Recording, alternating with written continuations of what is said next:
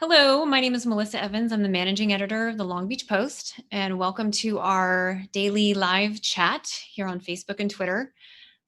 We've been doing these chats now for about 6 weeks, where we bring in different experts and a lot of people from the city, department heads, police, and fire, just to talk about primarily the coronavirus pandemic and how different industries are coping, how the city's grappling with this health crisis.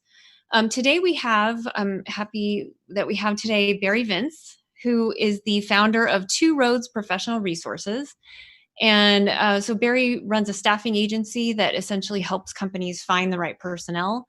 And he's been he did a webinar this week, kind of helping people navigate how to do what we're doing right now, which is a Zoom call but in a job interview context. So Barry, why don't you just first tell us about your company and what you do? Sure.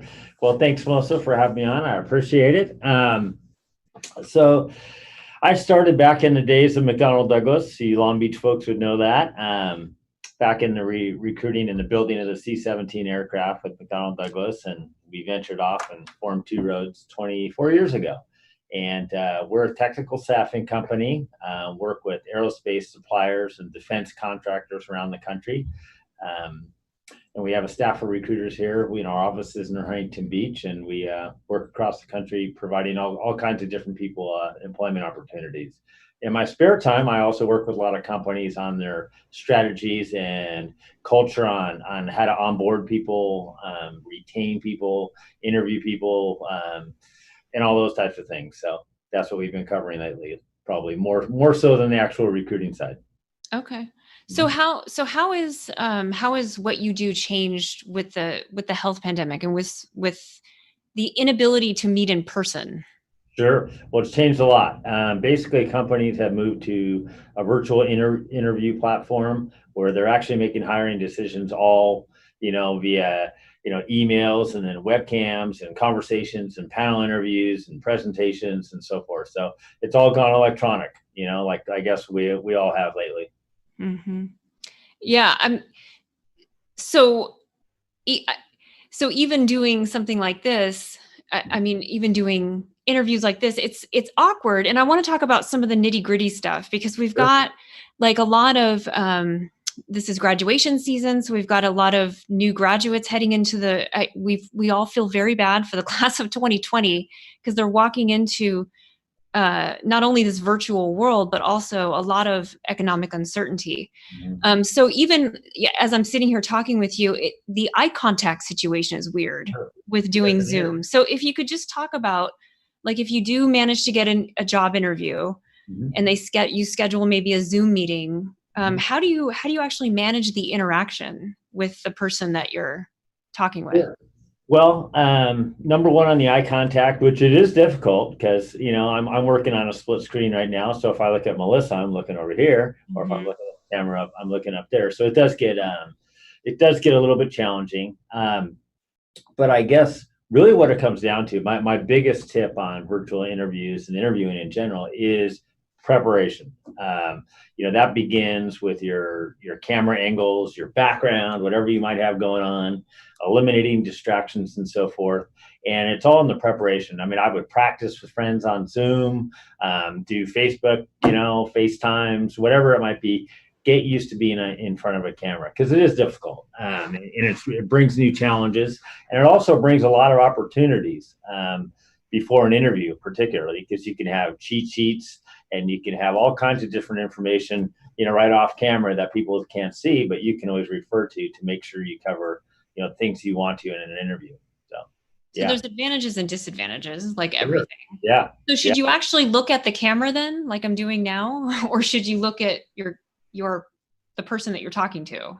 I think you should look at the person you're talking to, especially in an interview, because you always want to establish that one-on-one eyeball to eyeball contact. That's so important in a job interview. We tend to get a little bit casual with Zoom because I think, myself, really my introduction to Zoom was, fun phone calls and, calls, happy hours, meetings, family environment, connecting with people because we haven't been able to see people in person.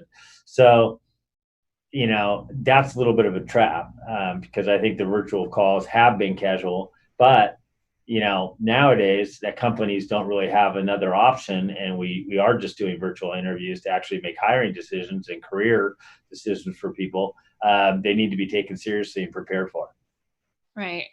So what are some of the things, and I've been doing a lot of Zoom calls with my family, with, friends and that sort of thing. I'm amazed at these people that show up to a Zoom call in their bathrobe. I mean, it Yeah, is not a job interview, granted. It's just yeah. a friendly interaction, but God, run a comb through your hair. You know what I mean? Like, would you show up that way at a coffee shop if we were meeting? What are some of the things you should do in terms of your appearance? Sure. I would dress like I was going to go to the job interview. An interview situation. That's your only opportunity with some companies to make your impression and portray what you are as a person. So if it's a business casual environment with the company, I would wear a collared shirt and slacks and so forth. If it's a So you bank, should wear pants. I would always wear pants, because you never know. You could get caught off angle, or you could sneeze and get up, or something could happen. I know we've seen some faux pas lately on the news. So yeah, I would definitely wear pants and instead of shorts or whatever else you might have going on there. Yeah, I never but understood why we suddenly have this urge to not wear pants. Is that new? Is that just coming out because of the pandemic? Like what anyway, you don't have to answer that. I don't know. I mean, I think that's an individual preference situation myself, but yeah, no, on the dress side. But I mean, I would take it seriously, and if it's a banking job, or some high tech jobs, I would wear a coat and tie. Dress to impress. Take it seriously, just like you would walk into an interview or a coffee shop or whatever it might be. Pretend like you're in there with somebody else. What about your background? Because I know I read this whole story about when you do these Zoom calls, you're basically inviting people into your home. Yes. So the things that you see, so people, if I've got my cats jumping on me, people are going to know, are they going to think I'm a cat lady? You know what I mean? Like what are some of the things you should think about in terms of your home environment? Sure. Well, in your preparation for an interview, I would eliminate all distractions. I would eliminate anything behind me, like, say, a window or an open door where people might be walking by. If you have kids or animals, definitely separate yourself from them with a closed door, or different house or different place, whatever it might be. If you're on a phone call, if you're actually on your cell phone, number one, I would always go with the webcam if you can. If you can't, and you're using your mobile phone, make sure you're in a good connectivity area. Uh, Make sure you've got a good background with no distractions. Make sure you're not looking at something funky that is going to take your eye contact off. Eliminate all noises. Make sure there's not like a lawnmower in the background, whatever it is, and really prepare yourself like you're in a conference room or a meeting room. Just you one on one with the people that are on your call. I mean, that's so important. Background appearance, yeah, be careful with that. If you're in your house, be careful with any political things you might have behind you, or religious things or anything like that. Definitely keep it family environment, or whatever type of image you want to portray to the person who could potentially be hiring you. Yeah, and also, one quick thing on the virtual backgrounds, which are really cool. Oh yeah. You are in the world and they look awesome. If you're a person that speaks with their hands and makes gestures and so forth, be careful with those, because they leave little funny trails. And depending on what kind of interview you're in, if it's an artsy interview or something like that, that might be cool. But if it's a technical or a serious banking job or a finance job or whatever it might be, more conservative type of employment opportunity, you definitely want to be conservative with your background. Yeah, I don't like those because you're right. It's very almost nauseating sometimes the way people move, and Yeah. then it leaves like a trail. Well, and you want to be neutral. I know everybody wants to be, get their message across and their background. Hey, they're cool and they're surfers, whatever it might be. But it's probably not the right place for a job interview. If you're using it on your Zoom calls and want to do funny things and stuff like that, go for it. I think it's awesome. I mean, some of them are gosh darn funny. So, I would just keep it out of the workplace stuff. What about, like, are there certain things that might bias an employer? when they're interviewing you, like having kids, for example? I'm thinking for women or Mhm. even men, or like you mentioned political signs or religious things. I mean, I mentioned my cats. Sure. Yeah. Are there certain things that might turn an employer off? Well, again, I mean, I think in an interview, you want to remain completely neutral on all those fronts. Very careful because you don't want to go down the wrong path. Obviously, if the interviewer, asks you a question and says, "Hey, I like the Boston Red Sox" or something like that, and you're a Boston Red Sox fan, then go for it. Talk about the Mhm. Boston Red Sox, but certainly don't come out and say you're a Yankee fan if you know this guy's a Boston Red Sox fan. You just got to be careful with that stuff. Same thing with politics, religion, race. I mean, all that stuff. You just got to be careful. Yeah. Mhm. So I think you mentioned this. Someone commented on our Facebook post about updating your LinkedIn profile. Are Mhm. there what other things besides just your presentation on a Zoom call can you do to improve your chances in this tough economic environment? Sure, absolutely. Well, before the interview takes place, I would prepare yourself a checklist, and actually we can provide one if you guys Okay. want to post it afterwards. Um, Part of that goes with your LinkedIn profile, which is really the professional way to get a job these days. That's your selling point. So make sure your LinkedIn profile is up to date with a good picture, professional picture on there. Make sure your resume matches your LinkedIn profile, so they're sort of coordinated there. Clean up your social media. Mm, Always got to do that because employers these days don't have a chance to get to know you as much through multiple interviews and those types of things like they might normally. So they're going to be checking you out. They're going to be checking out all your social media stuff, your Instagram and Facebook. So if there are images or quotes or anything on there, I would definitely prepare those to be seen by your prospective employer. So clean them up accordingly. And then I would have a checklist, as far as, make sure your resume is ready, make sure your questions are ready. I mean, all those types of things. I mean, it's real important before you get on the call. it- it- and I always hesitate to criticize the younger generation because I think we were all in that position at one point when we were brand new and we didn't really know very much about the professional workplace.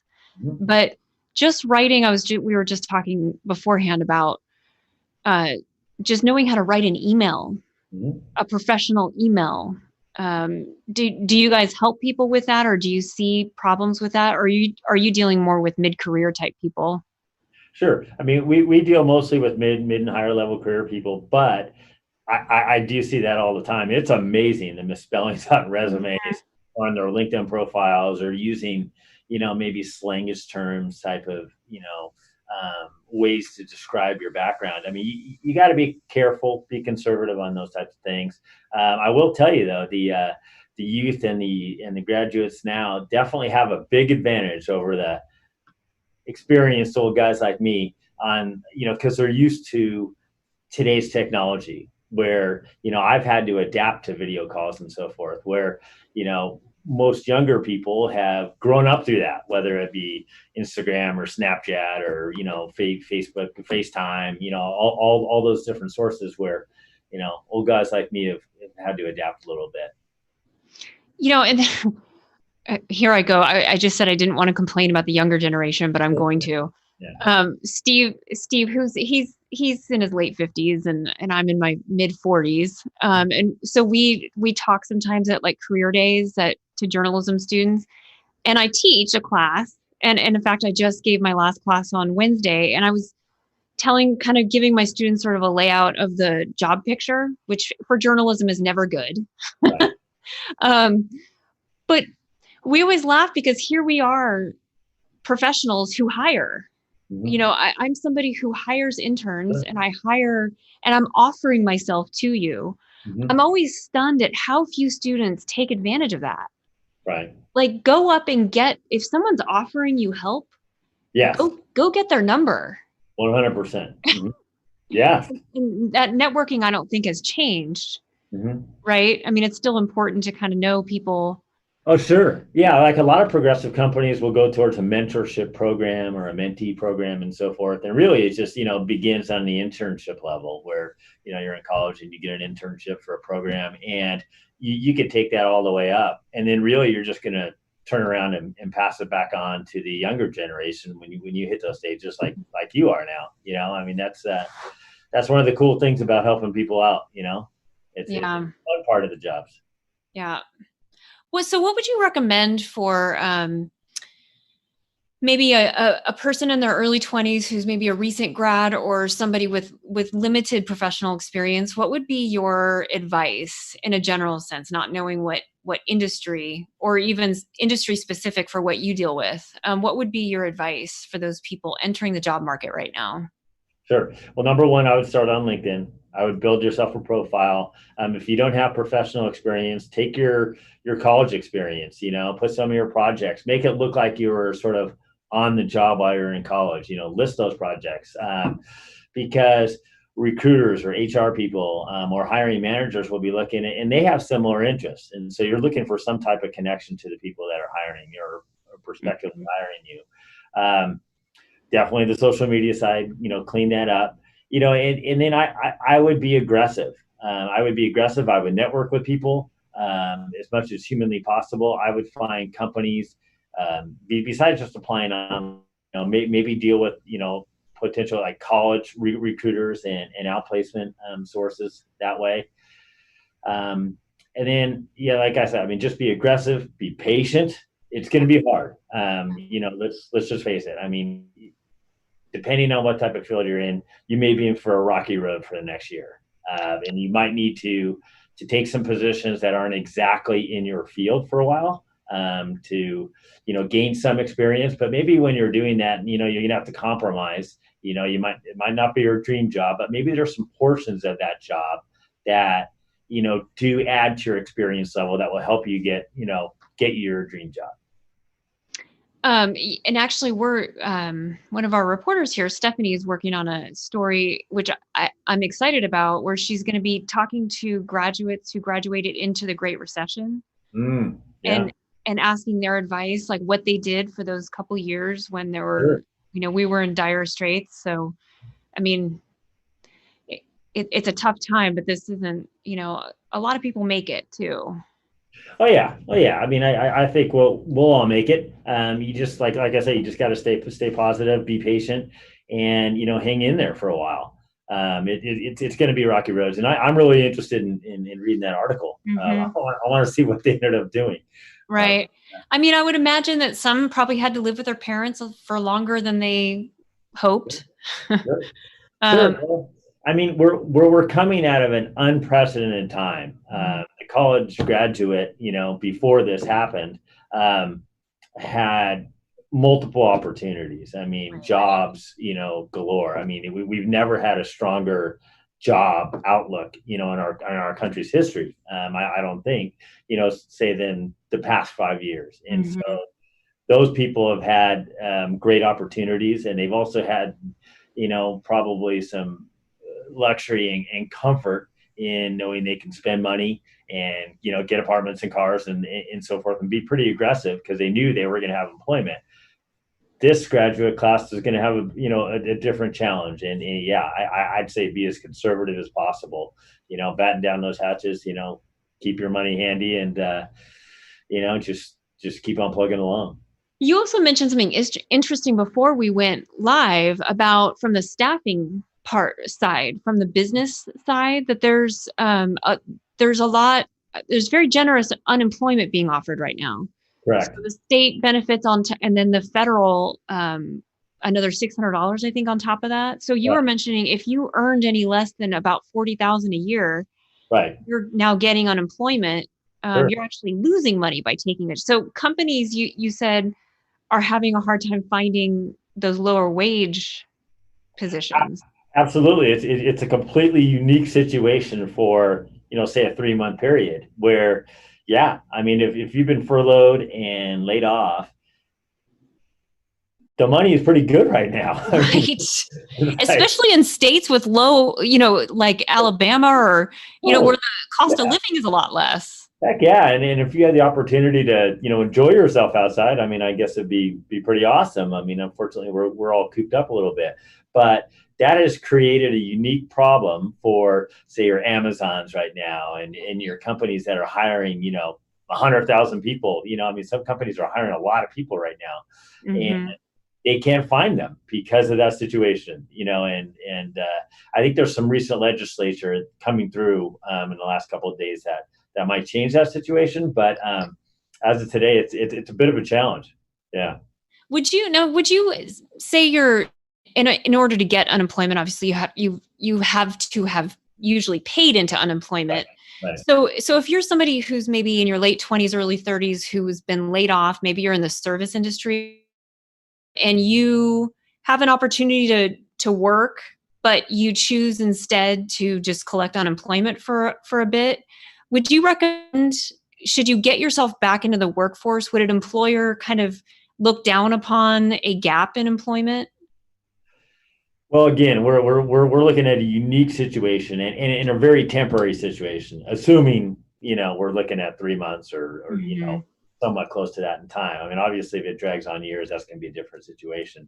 Um, but no, I mean, I don't think it'll reflect poorly upon you with the prospective employee, but I also think it's an opportunity to impress the employer by going out there and showing the initiative. Hey, instead of taking the money, I mean, that is deserved, and so forth. No, I'm going to go out there and I'm going to work, because if I were in that situation, I would go out and work, because we don't know what we're looking at when this is over. When we get to the third quarter, fourth quarter this year, jobs will be depleted and they're going to be hard to get, and that money is going to run out, and we're not going to be, earning, all that money with the government and scramble for jobs. So imagine everybody comes off the stimulus package, and then and it's I first say, and okay, now everybody's got to go to work at the time. I think I would probably go to work, a month ahead of time, and, Right. and get a job, and start working your way up. Because there are certain industries will be hiring that are going to be growing fast. Obviously, a lot of industries are going to be hurting, but there are opportunities out there right now.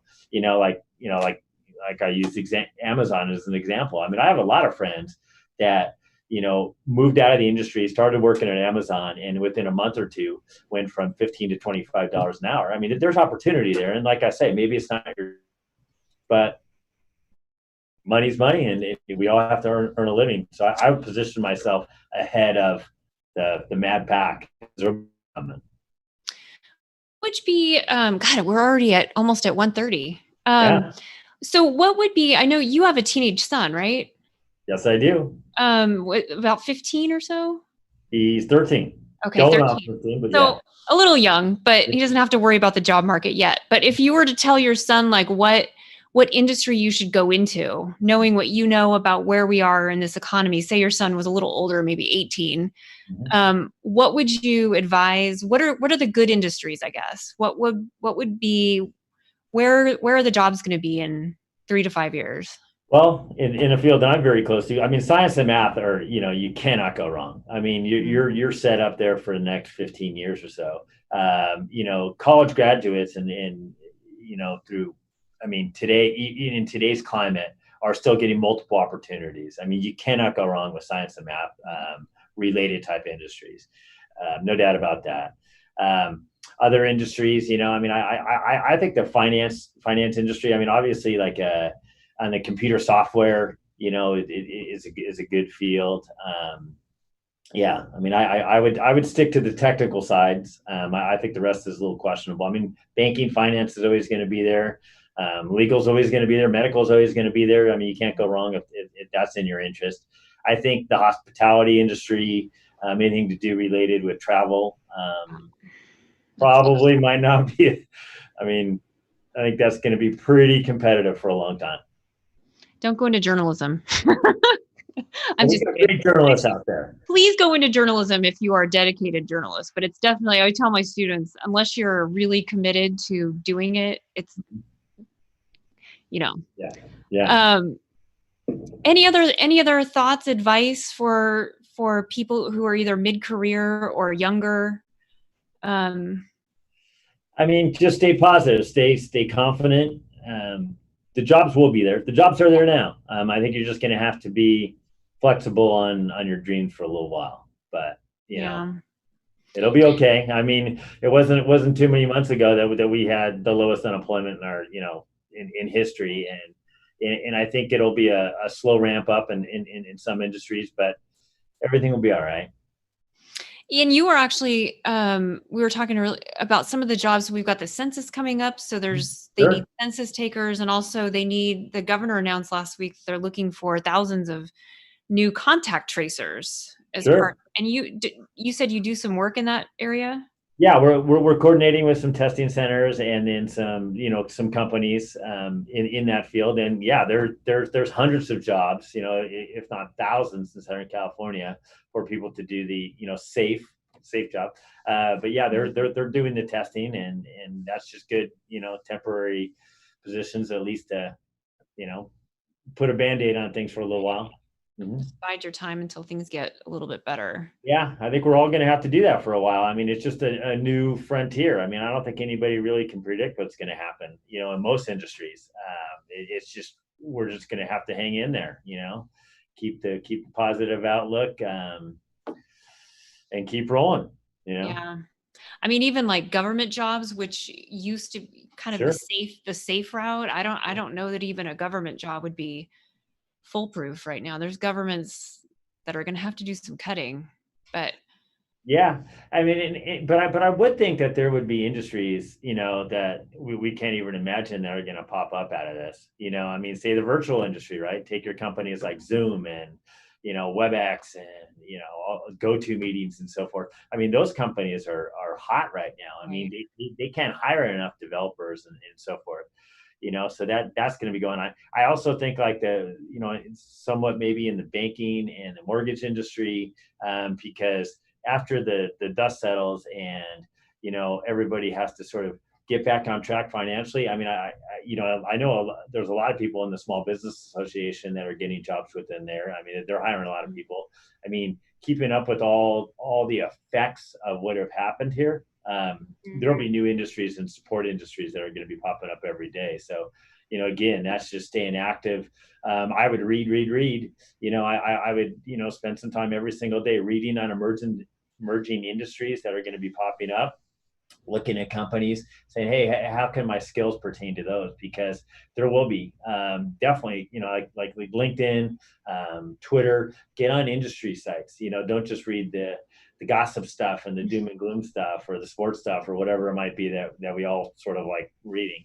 But look at the industrial stuff. Look at all that. I mean, because there's companies, new companies popping up, new companies getting awards for contracts from governments or whatever it might be, and just follow the trail of money. That's something we're going to be covering. Actually, our company Two Roads has a happy hour on every Thursday at 2 p.m. Pacific, which we can get the details out on the slides afterwards or something. But that's something that we're going to be covering as well. Different industries that are hiring today, trends that are going to be happening and so forth, because you have to get yourself in tune with the trends and where things are going. Otherwise, you're going to get left behind.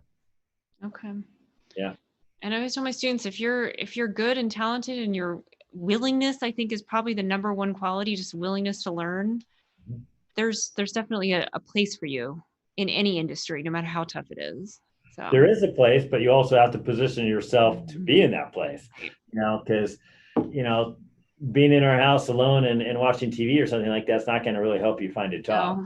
You need to get out there and you need to network and, like you talked about writing, write emails to people, like if you notice maybe one of your fellow journalists in the field that you're in that writes an article about something that's cool, write them a note saying, hey, I really enjoyed that article. That was really cool. I was really interested in, wow, how you landed on that moon that day or whatever it might be. You know, connect. You have to connect. I know a lot of us are introverts, and being on camera and blowing up your profile on the internet is difficult and doesn't come, naturally. But you're going to have to network and dig, because it's, if people don't see you, they don't see you.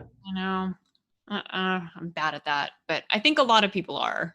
So Yeah. anyway, well, thank you for joining us, Barry. So Barry Vince from Two Roads Professional Resources, and we'll get up some information about the happy hours and how maybe people can get some resources from you and your company going forward.